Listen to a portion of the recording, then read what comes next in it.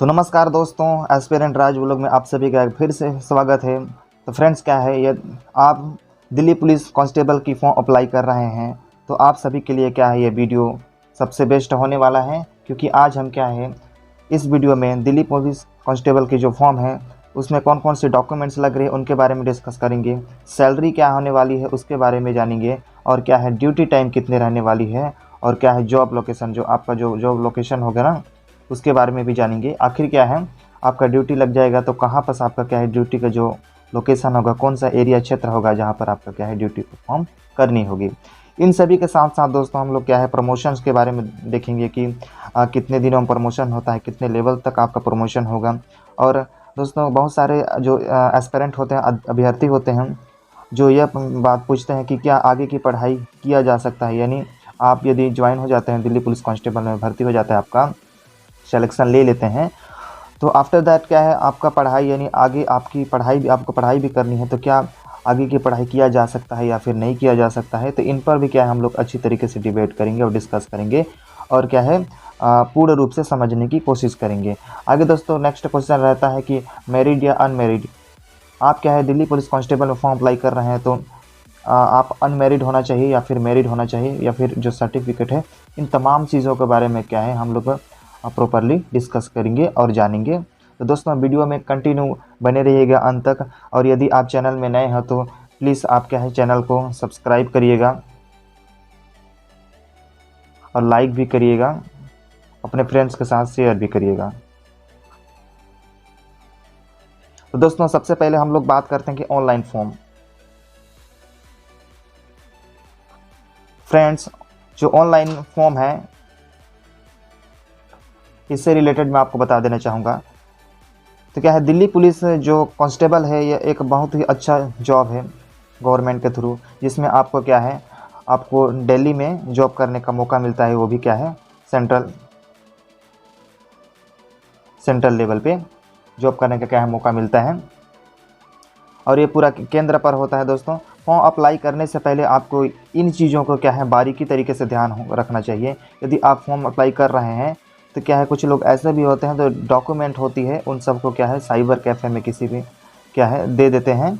वहाँ पर क्या है वो दुकान वाले फॉर्म भर देते हैं और आपको फिर क्या है पीडीएफ के रूप में वो पार्सल कर देते हैं। पर दोस्तों मैं आप सभी को कहना चाहूँगा कि आप ऐसा बिल्कुल ना करवाइएगा। आप क्या है साइबर कैफ़े या किसी भी दुकान स्टोर में जाइएगा जहाँ पर फॉर्म अप्लाई होता है, वहाँ खुद जाकर बैठ कर क्या है फॉर्म ऑनलाइन फिलअप करवाइएगा। और अच्छी तरीके से क्या है आप देखिएगा कि कोई भी मिस्टेक्स जो है वो क्या है बारीकी तरीके से देखिएगा कि अच्छा, मतलब ऐसा कोई भी जो गलतियाँ हो वो हो ना पाए। और क्या है, यदि आप घर में फॉर्म अप्लाई कर रहे हैं तो अच्छी तरीके से उनको भी कहना चाहूँगा कि देखिएगा आप, ताकि फॉर्म में कोई भी गड़बड़ी ना हो। क्योंकि दोस्तों यदि आप अच्छे तरीके से प्रिपेयर हो जाते हैं, तैयारी कर लेते हैं, और यदि आपका जो फॉर्म होता है उनमें गलती हो जाता है तो इसमें क्या है आपका बहुत ज़्यादा नुकसान होता है, जैसे कि कई लोगों को क्या है ऐसा देखने को मिला है। तो दोस्तों मैं आप सभी को यही सजेशन देना चाहूँगा कि जब भी आपके ऑनलाइन फॉर्म अप्लाई करते हैं तो अच्छे तरीके से वहाँ पर दुकान पे बैठें, और जो नाम एड्रेस होती है, नंबर होता है, डेट ऑफ बर्थ होता है, कैटेगरी होती है, उन सभी को क्या है अच्छा तरीके से आप अवलोकन करिएगा फॉर्म भरते समय। दोस्तों इसके बाद हम लोग बात करेंगे, नेक्स्ट टॉपिक है, तो फ्रेंड्स क्या है इसके बाद हम लोग सैलरी पे बात करेंगे, क्योंकि सैलरी बहुत महत्वपूर्ण होता है। यदि अच्छा सैलरी रहेगी तो आप अच्छी तरीके से अपना जॉब को भी करेंगे, आपको इंटरेस्ट भी आएगा, और क्या है आप अपने परिवार को, फैमिली को भी खुश रख पाएंगे, क्योंकि सैलरी से ही सबका परिवार चलता है। और बहुत सारी चीज़ों, मैक्सिमम चीज़ जो होती है, क्योंकि पैसे से ही आजकल सब कुछ होता है, लेन देन सब चीज़ होती है, तो सैलरी क्या है बहुत ही महत्वपूर्ण रोल इम्प्लीमेंट करता है। तो जानेंगे दोस्तों कि आपका क्या है ट्रेनिंग से लेकर और ज्वाइनिंग तक, यानी ज्वाइनिंग के बाद भी सैलरी कितनी रहने वाली है, इन सभी के बारे में क्या है हम लोग यहाँ पर डिस्कस करेंगे बेसिक टू एडवांस। तो फ्रेंड्स क्या है, जब आपका जो एग्ज़ाम दे देते हैं, पास हो जाने के बाद जो आपका क्या ट्रेनिंग पीरियड शुरू होता है, ट्रेनिंग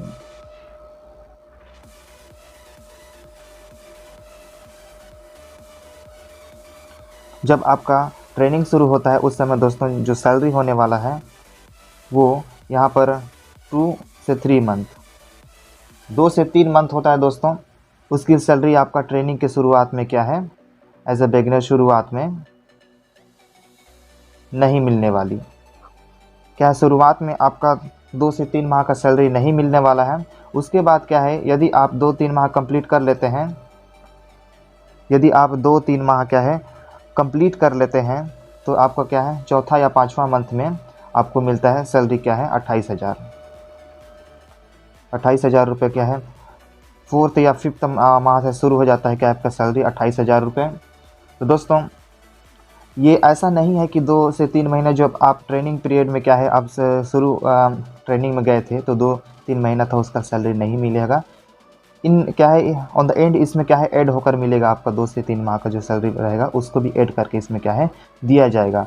तो क्या आफ्टर पीरियड 5 से 6 महीने के जो ट्रेनिंग पीरियड में रहेंगे तो आपको क्या है 28,000 सैलरी मिलेगा। उसके बाद यदि आप क्या है 6 महीना कंप्लीट कर लेते हैं, इससे पहले ये चीज़ बताना चाहूँगा दोस्तों, जो आपका ट्रेनिंग होता है ना वो 1 ईयर होता है, 1 साल का ट्रेनिंग होता है दिल्ली पुलिस कांस्टेबल के लिए। और ये जो ट्रेनिंग होता है, ट्रेनिंग दोस्तों आपका क्या सड़ौदा कला, जो सड़ौदा कला होता है ना, सड़ौदा कला फ्रेंड्स ये दिल्ली में है, दिल्ली में है और यही क्या है ट्रेनिंग होता है। मैं पेन को चेंज कर ले रहा हूँ, दिल्ली में है, यही क्या है आपका ट्रेनिंग होता है। फ्रेंड्स ट्रेनिंग होने के बाद क्या है आपका लगभग 6 महीना ट्रेनिंग होने के बाद जो सैलरी होता है आपका क्या है वो 30,000 कर दिया जाता है। आफ्टर 6 मंथ क्या है 6 मंथ आफ्टर क्या है आपका सैलरी हो वो क्या बोलते हैं 30,000 कर दिया जाता है। उसके साथ साथ यदि आपका ट्रेनिंग पीरियड ख़त्म हो जाता है, समाप्त हो जाता है, ट्रेनिंग पीरियड आपका समाप्त हो जाता है, तो दोस्तों आफ्टर ट्रेनिंग पीरियड क्या है, ट्रेनिंग पीरियड शुरुआत हो जाने के बाद जो आपका सैलरी होने वाला है वो क्या है 33,000 रुपीज़ कर दी जाती है, 33,000 कर दी जाता है। यदि ट्रेनिंग पीरियड समाप्त होने के बाद 33,000 कर दिया जाता है। इसमें और भी एक्स्ट्रा जो HR होते हैं वो तो फिलहाल अभी नहीं मिलते, लेकिन क्या है यदि आप ट्रेनिंग के बाद 1 ईयर कंप्लीट कर लेते हैं, 1 साल आप ड्यूटी ज्वाइनिंग करके क्या है ट्रेनिंग के बाद कंप्लीट कर लेते हैं, तो आपका जो सैलरी होने वाला है दोस्तों वो 42,000, यानी 42,000 दोस्तों आपका सैलरी होने वाला है। और दोस्तों कहा जाए तो ये एक बड़ी मात्रा होती है सैलरी की। ये स्टेट जो कांस्टेबल होती है, पुलिस कांस्टेबल में इतना सैलरी नहीं दिया जाता, लेकिन क्या है चूँकि यह सेंट्रल गवर्नमेंट का जो जॉब है इसलिए क्या है इसमें सैलरी क्या है मैक्सिमम ज़्यादा दिया जाता है। और प्रमोशन के बाद और भी इसमें बढ़ोतरी किया जाएगा। तो क्या है यदि आप कहें तो स्टार्टिंग सैलरी दोस्तों 42,000 होती है, जो स्टार्टिंग सैलरी है आपका क्या है यहाँ पर फिर मैं लिख दे रहा हूँ 42,000 रुपये क्या है स्टार्टिंग सैलरी होता है। तो दोस्तों यह एक बहुत बड़ा अमाउंट होता है। यदि आपको मंथली मिलेगा 42,000 तो सोचिए आपकी जो सैलरी पेमेंट होगा बहुत ही ज़्यादा होगा। तो दोस्तों इससे क्या है आपको बहुत मोटिवेशन मिलता है, या कहा जाए तो आपके लिए सबसे बड़ी मोटिवेशन है कि सैलरी क्या है इतना ज़्यादा मिल रहा है। इससे क्या है आप अच्छी तरीके से अपने प्रिपरेशन को आगे बढ़ा सकेंगे। दोस्तों इसके बाद फाइनली आपको उम्मीद है आप सभी मोटिवेट भी हो गए होंगे और अच्छे तरीके से तैयारी भी करना चाहेंगे। इसके बाद दोस्तों हम लोग क्या है डॉक्यूमेंट्स के बारे में डिस्कस करेंगे। दोस्तों जो सैलरी की बात है ना वो ऐसे नहीं मिलने वाली। यदि आप सिलेक्शन लेंगे, सिलेक्शन यदि आप लेते हैं तभी ये क्या है 42,000 रुपये आपको मिलेगी। और दोस्तों सेंट्रल गवर्नमेंट की जॉब है दिल्ली पे, यानी राजधानी पे कौन नहीं जॉब करना चाहता। मैक्सिमम लोगों स्टूडेंट एस्पायरेंट अभ्यर्थियों का ये सपना होता है क्या है कि दिल्ली पुलिस कांस्टेबल के लिए वो भर्ती हुए। दोस्तों नेक्स्ट में हम लोग क्या है यहाँ पर डॉक्यूमेंट्स के बारे में बात करेंगे। अच्छे कौन कौन से डॉक्यूमेंट्स आपके पास होनी चाहिए जो क्या है यहाँ पर ज़रूरी होने वाला है। दोस्तों बहुत सारे दिमाग में बहुत सारे एस्पायरेंट जो अभ्यर्थी हैं उनके दिमाग में यही आ रहा होगा कि हमारे पास तो सारी डॉक्यूमेंट्स हैं, हमने पहले भी दिए थे और आज भी हैं, बहुत सारे एग्ज़ाम पहले भी दिए थे तो उनमें लगे थे, तो क्या है। लेकिन दोस्तों इसमें कुछ अलग बताने वाला हूँ। वैसे तो डॉक्यूमेंट सभी के पास अवेलेबल होता है, लेकिन आज कौन कौन सी गलतियाँ नहीं करने वाली है, कौन कौन सी डॉक्यूमेंट्स में आपके पास ज़रूरी होने हैं, कौन सी समय में होनी है, इन सभी के बारे में क्या है जानेंगे। तो दोस्तों क्या है तो फ्रेंड्स क्या है डॉक्यूमेंट्स को जानने से पहले हम इन 3 चीज़ों को जान लेते हैं जो क्या है बहुत ही इंपॉर्टेंट रहने वाला है। जो आपका एग्ज़ाम होगा दोस्तों वो क्या है CBT होगा, CBT यानी कंप्यूटर बेस्ड एग्ज़ाम होगा। कंप्यूटर में आपका ऑब्जेक्टिव क्वेश्चन रहेंगे, उसमें क्या है आपको क्या है उसको अटैम्प्ट करनी है। दूसरा क्या है CBT एग्ज़ाम होने के बाद आपका क्या है ये PMT होगा। PMT का मतलब होता है फिज़िकल मेजरमेंट टेस्ट। उसके बाद क्या है आपका PET होगा, फिज़िकल एफिशिएंसी टेस्ट। पहले क्या है मेजरमेंट होगा, फिज़िकल मेजरमेंट टेस्ट, उसके बाद PET होगा, फिज़िकल एफिशिएंसी टेस्ट, जिसमें क्या है लॉन्ग जंप, हाई जंप हो गया, रनिंग वगैरह कराया जाएगा। देन उसके बाद क्या है आपका डॉक्यूमेंट वेरिफिकेशन होगा। उसके बाद क्या है डॉक्यूमेंट्स वेरिफिकेशन होगा। तो दोस्तों डॉक्यूमेंट वेरिफिकेशन में कौन कौन से ऐसे डॉक्यूमेंट्स हैं जिनको क्या है आपको ज़रूरत होगा डॉक्यूमेंट वेरिफिकेशन के वक्त, तो उन सभी के बारे में यहाँ पर क्या है लाइन से हम लोग क्या है जानने की कोशिश करेंगे। दोस्तों फर्स्ट हम लोग बात करते हैं आपका जो फ़ोटो। अब बोलेंगे फ़ोटो तो सभी खिंचवा लेंगे भाई, हम सभी के पास होता है, इसमें कौन सी बड़ी बात है, ये तो सभी जगह लगता ही है। तो दोस्तों आप सभी को ये बताना चाहूँगा कि जो फ़ोटो है इसके बारे में तो आप सभी जानते हैं। वहाँ पर दोस्तों आपको कम से कम 10 से 15 फ़ोटो जब फॉर्म अप्लाई करवा रहे हैं उस समय क्या है खिंचवा लेनी है। फॉर्म अप्लाई करते समय जिस फ़ोटो को आप लोग क्या है अपलोड करेंगे उसी फ़ोटो को क्या है आप लोग रख भी लेंगे। वही फ़ोटो जब आप वहाँ पर जाएंगे, ट्रेनिंग में जाएंगे या एडमिट कार्ड मतलब एग्ज़ाम हॉल में जाएंगे, तो उन्हीं फ़ोटो में से एक एक फ़ोटो को क्या है लेके जाएंगे, और ट्रेनिंग के थ्रू तो क्या है सभी फ़ोटो को क्या है आपको रख ही लेनी है। तो कम से कम दोस्तों क्या 10 से 15 फ़ोटो आपको खिंचवानी है और उनको क्या अच्छे तरीके से स्टोर करके रखना है, और ट्रेनिंग के समय क्या है उसी को लेके जाना है, ताकि जो फ़ोटो में फेर बदल होती है ना उनमें क्या है अलग अलग होती है, तो क्या है वहाँ पर चेकिंग के थ्रू क्या है कोई कन्फ्यूजन ना रहे। इन सभी के डिस्टर्बेंस को हटाने के लिए क्या है आपको 10 से 15 फ़ोटो कम से कम लेकर रखनी है। दूसरी बात करते हैं दोस्तों क्या है आधार कार्ड। आधार कार्ड अब कहेंगे आप लोग कि आधार कार्ड तो भाई सबके पास होता है, गवर्नमेंट के द्वारा, इंडियन गवर्नमेंट के द्वारा सबके पास अवेलेबल कराई गई है आधार कार्ड, इसमें कौन सी बड़ी बात है। तो दोस्तों आधार कार्ड आप सभी के पास है मुझे पता है, लेकिन मैं इसमें कुछ एक्सटर्नल बताने वाला हूँ। यदि आपके पास आधार कार्ड है तो आधार कार्ड में क्या है बहुत सारे त्रुटियाँ होती हैं। किसी के आधार कार्ड में उसके पेरेंट्स का नाम, उसके पिताजी का नाम शो नहीं रहता है, दिखाता नहीं है, और किसी का आधार कार्ड में क्या है जन्म तिथि गड़बड़ी रहती है, तो किसी में क्या है एड्रेस गड़बड़ रहता है, और किसी में क्या है अन्य प्रकार की त्रुटि होती है। तो उन आधार कार्डों को क्या है बेसिक तरीके से आप लोग क्या है अच्छी तरीके से देखनी है कि कोई मिस्टेक्स तो नहीं है। यदि मिस्टेक है तो दोस्तों अभी क्या है फॉर्म अप्लाई करने से पहले ही आपको उसको सुधरवा लेनी है। क्योंकि क्या है जब फॉर्म अप्लाई हो जाता है एग्ज़ाम की आप प्रिपरेशन करते रहते हैं, तो मैं नहीं चाहता कि आपकी जो एग्ज़ाम की प्रिपरेशन उसमें क्या कोई डिस्टर्बेंस आए और उसकी वजह से आप क्या है आपका फेल का सामना होना पड़े। दोस्तों इसीलिए आपको क्या है समय रहते अभी भी क्या है अभी ही इनको सुधरवा लेनी है, और सुधरवाने के पश्चात क्या है आपको अच्छे तरीके से स्टोर करके रखनी है। दोस्तों आधार कार्ड के बाद हम लोग तीसरे नंबर पे बात करेंगे जो है ड्राइविंग लाइसेंस।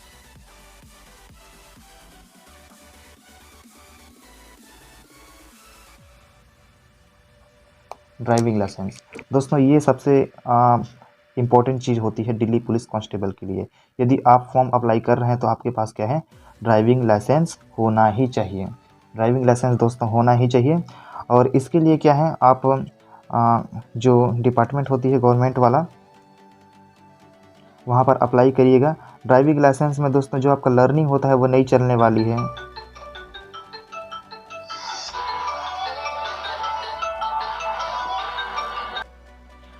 तो फ्रेंड्स क्या है आपका जो लर्निंग लाइसेंस होगा वो नहीं चलने वाली है, जो क्या है 12, 13, 15 दिन के लिए बनता है, ये आपका क्या है नहीं चलने वाली है लर्निंग लाइसेंस।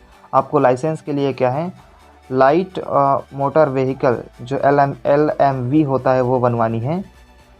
और दोस्तों आप LMV लाइट मोटर व्हीकल ये बनवानी है आपको, ये चलेगा दोस्तों। तो आपको अभी से बनवा लेनी है ताकि कुछ गड़बड़ ना हो आगे। और इसको बनवाने से पहले आपकी जो आधार कार्ड है उसमें गड़बड़ होगा, उसको सबसे पहले सुधरवा लीजिए दोस्तों, क्योंकि आधार कार्ड में भी क्या इसका वेरिफिकेशन होता है। तो यदि इसमें आधार कार्ड में आपका गड़बड़ रहेगा तो इसमें भी अवश्य होगा। उसके बाद फ्रेंड्स क्या है नेक्स्ट है आपका कुछ स्टूडेंट होते हैं, विद्यार्थी होते हैं, उनके दिमाग में रहता है कि जो आपका जो हेवी मोटर व्हीकल है वो है तो क्या हमारा काम चल सकता है। भाई कमेंट करते हैं पूछते हैं कि हेवी मोटर व्हीकल हम लोग का तो उसमें क्या है वो काम कर सकता है। तो क्या है आपके पास हेवी मोटर व्हीकल है तो बढ़िया है, इससे भी काम चल जाएगा, लेकिन आपका लाइट मोटर व्हीकल होना ज़रूरी है। और ये क्या है गर्ल्स और बॉयज़ दोनों के लिए मैंडेटरी है। क्योंकि आप बनवा लीजिएगा तो जब क्या है दिल्ली पुलिस का आपका नौकरी लगेगा, जॉब लगेगा, तो बढ़िया से आप बाइक वगैरह खरीदेंगे तो क्या है आपके पास रहेगा, बढ़िया से खुशी खुशी रहेगा। तो आप खरीदेंगे तो आपके पास ड्राइविंग लाइसेंस होना ज़रूरी होगा। लेकिन दोस्तों यहाँ पर ये डिनोट नहीं किया गया है, यानी मैं आपको अच्छा पूर्ण रूप से बता दूँ, फाइनली बोलूँ तो जो फीमेल होती हैं लड़कियों के लिए कोई भी ड्राइविंग जो लाइसेंस है यहाँ पर नहीं मांगी गई है। आप चाहे तो बनवा सकते हैं और नहीं चाहे तो नहीं भी बनवा सकते हैं, आप बाद में बनवा लीजिएगा। लेकिन क्या है, जो लड़के होते हैं, मेल होते हैं, उनके लिए क्या है, ये ड्राइविंग लाइसेंस होना बहुत ही ज़रूरी है। दोस्तों आगे नेक्स्ट हम लोग बात करते हैं। फ्रेंड्स हम लोग नेक्स्ट अगले लेवल पर बात करेंगे आपका जो पैन कार्ड है। दोस्तों पैन कार्ड भी क्या है, बहुत ज़रूरी होता है।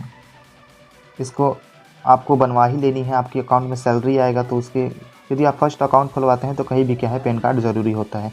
In the upper translation of 15,000 rupees, यानी आप 50,000 से ऊपर कभी भी लेन देन करते हैं तो वहाँ पर पैन कार्ड मैंडेटरी होती है। लेकिन आपको क्या है, पैन कार्ड बना लेनी है।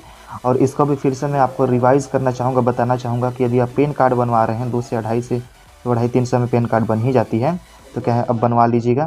तो क्या है, पैन कार्ड बनवाने से पहले आपको फिर एक बार रिवीजन करवा देना चाहूँगा कि जो आधार कार्ड है उसको फिर से क्या है, इसमें पैन कार्ड बनवाने से पहले आप सबसे पहले आधार कार्ड को बनवाइए, क्योंकि आधार कार्ड में भी क्या है, पैन कार्ड में भी आधार कार्ड का वेरिफिकेशन होता है। दोस्तों उसके बाद बात करेंगे हम लोग क्या है, डॉक्यूमेंट्स होती है वो 10th और 12th का। अब इसमें बोलेंगे इसमें क्या गड़बड़ी होने वाली है, इसमें तो वही रहता है, सबके पास मैंडेटरी होगा। दोस्तों इसमें भी, जी हाँ, इसमें भी क्या है, आपका बहुत सारी गड़बड़ियाँ होती है। 10th और 12th की जो मार्कशीट होती है उनमें भी कौन कौन सी गड़बड़ियाँ होती हैं, इनमें आइए देखते हैं। क्या है, आपका नाम हो गया, और दोनों में क्या है, यदि नाम का जो अक्षर होते हैं, स्पेलिंग होता है, वो क्या है, मिस्टेक से नहीं होनी चाहिए। क्योंकि अभी तो नहीं, आपको बाद में क्या है, जब फाइनल सिलेक्शन लेते, डॉक्यूमेंट वेरिफिकेशन होते रहता है, उस समय क्या है, आपको ऐसा रहेगा तो फेलियर का सामना करने पड़ेगा, जिसमें आपका समय ही बर्बाद होगा, आपका मेहनत का भी क्या है, बर्बाद होगा। इससे आपको जानकारी बहुत ज़रूरी है, क्योंकि आप 10th और 12th में कोई भी प्रकार की, किसी भी प्रकार की जन्म तिथि हो, नाम हो, इसमें गड़बड़ नहीं होना चाहिए। प्रॉपर क्या है, सेम टू सेम होना चाहिए। यदि गड़बड़ है तो क्या है, आपको उसको सुधरवा लेनी है, और टाइम रहते, यानी अभी सुधरवा लेनी है, ताकि फॉर्म अप्लाई करने के बाद आपकी जो प्रिपरेशन है, तैयारी में कोई भी डिस्टर्बेंस नहीं आए। उसके बाद बात करते हैं दोस्तों कास्ट सर्टिफिकेट में।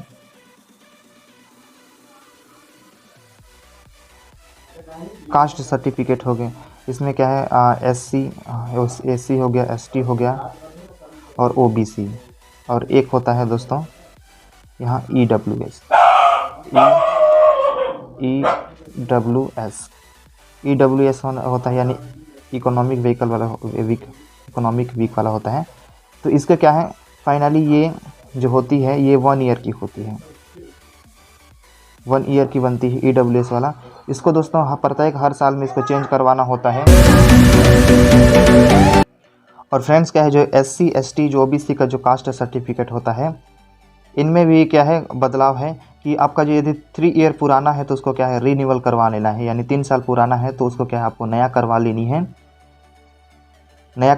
है। और दोस्तों ये सेंट्रल का होना चाहिए, जो कास्ट सर्टिफिकेट है वो क्या है, सेंट्रल का होना चाहिए। यदि आप किसी भी स्टेट हैं, यूपी, बिहार, एमपी, झारखंड, छत्तीसगढ़, मध्य प्रदेश, उड़ीसा, तो क्या है, वहाँ का जो कास्ट सर्टिफिकेट वो नहीं चलने वाला है दोस्तों। आपको सेंट्रल लेवल का प्रॉपर बनवा लेनी है। ये कास्ट सर्टिफिकेट वेरिफिकेशन के समय क्या है, यही लगने वाली है आपका। उसके बाद दोस्तों फाइनली बात करते हैं मैरिड और अनमैरिड वाला। ये मैरिड सर्टिफिकेट क्या है, कुछ लोग ऐसे होते हैं जो क्या है, उनका मैरिज शादी हो चुका रहता है, कुछ लोग ऐसे भी होते हैं शादी जिनका नहीं हुआ रहता है। तो उन सभी के लिए बात करना चाहूँगा, जो बेसिकली जो इंडियन गवर्नमेंट के जो नियम है, रूल्स के अकॉर्डिंग क्या है, 18 ईयर्स क्या है, जो गर्ल्स होती हैं, और 21 ईयर होती हैं वो बॉयज़ होती हैं, यानी मेल के लिए ऐसी मैंडेटरी मांगी गई है। यानी इसके थ्रू ये बताने में वाला हूँ कि यदि आपका जो गर्ल्स हैं वो 18 ईयर से पहले हैं, आप और आपकी जो मैरिज शादी हो चुकी है, और ऐसे लड़के जो 21 उम्र से पहले हैं, आपका जो शादी हो चुका है, वो फॉर्म अप्लाई नहीं करें, क्योंकि डॉक्यूमेंट वेरिफिकेशन में क्या है, आपका उसका देखा जाएगा, इन सभी को देखा जाएगा, और क्या है, आपको फेलियर का सामना करना पड़ेगा, रिजेक्ट कर दिए जाएंगे। तो क्या है, आप यदि मैरिड हैं तो डॉक्यूमेंट क्या है, फॉर्म अप्लाई करते समय मैरिड डालें, और यदि अनमैरिड हैं तो अनमैरिड करें। यदि मैरिड हैं तो आपका जो चिल्ड्रंस होंगे, बच्चे होंगे, उनको भी क्या है, फ़ायदा होने वाली है। उनमें क्या है, मेडिकल सुविधाएं, स्टडी की जो सुविधाएं होती हैं, मेडिकल हो गया, और जो स्टडी की जो सुविधाएं होती है वो अवेलेबल होगी यदि आप मैरिड हैं तो क्या है इनको बेसिकली क्या है आप अच्छी तरीके से ध्यान दीजिएगा। मैरिड सर्टिफिकेट में है तो बनवा लीजिएगा। मैरिड, यस, मैरिड सर्टिफिकेट भी क्या है मैंडेटरी है। यदि आपका शादी हो चुका है तो मैरिड सर्टिफिकेट भी होनी चाहिए, लेकिन ऐसी स्थिति नहीं होनी चाहिए क्योंकि इससे आपको क्या है रिजेक्शन का सामना करना पड़ सकता है। बात करते हैं दोस्तों क्या है आगे की पढ़ाई। क्या आगे की पढ़ाई हो सकती है? तो दोस्तों ये जॉब चूँकि क्या है सेंट्रल गवर्नमेंट का है, दिल्ली में आपका जो लोकेशन है वो होने वाला है। दोस्तों बहुत सारे लोगों का दिमाग में होता है कि आगे की पढ़ाई किया जा सकता है या नहीं किया जा सकता। तो दोस्तों उन सभी को मैं यही कहना चाहूँगा कि ये उनके खुद के ऊपर डिपेंड करना चाहता है, क्योंकि ऐसा तो नहीं है कि आपका 24 घंटे ड्यूटी रहेगा। बाई चांस हो सकता है क्योंकि ये डिफेंस वाला ड्यूटी है, पुलिस वाला ड्यूटी है, तो इसमें क्या है कभी कभी 20 से 21 घंटा हो सकता है, 18 घंटा हो सकता है डिफ़िकल्ट सिचुएशन में। दोस्तों ऐसा भी नहीं है कि इतना ही होगा, आपका ड्यूटी क्या है 8 से 10 घंटा भी 12 घंटा हो सकता है। इसमें क्या है आपको अपना यदि पढ़ाई करना है तो अपने हिसाब से क्या है टाइम निकालना पड़ेगा और आपको स्टडी करना पड़ेगा। दोस्तों यदि आप जॉब लग जाने के बाद अच्छा से क्या है लाइफ स्टाइल जीना चाहते हैं तो क्या है आपको पढ़ाई करने का मौका नहीं मिलेगा। यदि आप पढ़ाई करना चाहते हैं तो क्या है आपको पढ़ाई करने का मौका ढेर सारा मिल जाएगा। तो फ्रेंड्स क्या है आई होप ये जो रहा होगा कन्फ्यूज़न वो दूर हुआ होगा। आगे दोस्तों बात करते हैं जो क्या है ड्यूटी टाइम तो आपको इससे पता लगभग चल ही गया होगा। प्रमोशंस, यहाँ पर प्रमोशन है, प्रमोशन की बात करते हैं। तो दोस्तों जो प्रमोशन होता है नॉर्मली जो होता है 4 साल 8 साल 12 साल में ऐसा प्रमोशन होता है वो तो होगा ही, जैसा कि सभी डिपार्टमेंट में होते हैं। लेकिन इसको थ्रू क्या है अलग प्रकार के एक और भी प्रमोशन होते हैं, जिसमें से क्या है बाय एग्ज़ाम। आप एग्ज़ाम क्या है डिपार्टमेंट के थ्रू, दिल्ली पुलिस कांस्टेबल की जो डिपार्टमेंट है उसके थ्रू क्या है समय समय पर, साल भर 2 साल 3 साल में ऐसे समय समय पर क्या है विभिन्न प्रकार के वेरिएंट एग्ज़ाम प्रमोशन है तो क्या है निकाला जाता है। तो इस एग्ज़ाम में आप क्या है पार्टिसिपेट करके आगे नेक्स्ट प्रमोशन क्या है पा सकते हैं। इसके साथ ही साथ क्या है इसके बाद तो आपको पता ही होगा यदि क्या है इस ड्यूटी के साथ साथ आप किसी अलग एग्ज़ाम की प्रिपरेशन करते हैं तो उसमें भी क्या है अदर एग्ज़ाम दे करके ही आपका मतलब प्रमोशन हो सकता है, या फिर नेक्स्ट लेवल की ड्यूटी जॉब प्रोफाइल ले सकते हैं अब, या फिर उसमें जा सकते हैं। तो दोस्तों उम्मीद है आई होप आपको यह वीडियो समझ में आया होगा अच्छे तरीके से और आपके लिए हेल्पफुल रहा होगा। फ्रेंड्स ऑन द लास्ट मैं ये बता देना चाहूँगा कि अभी जो दिल्ली पुलिस कांस्टेबल हैं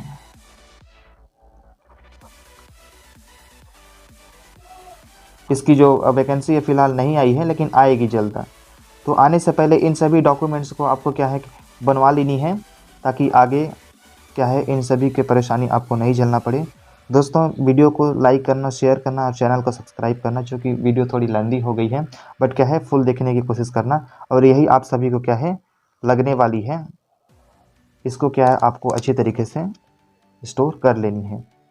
धन्यवाद दोस्तों, मिलते हैं नेक्स्ट वीडियो में नेक्स्ट टॉपिक के लिए। तब तक के लिए stay motivate and stay connected रहिएगा।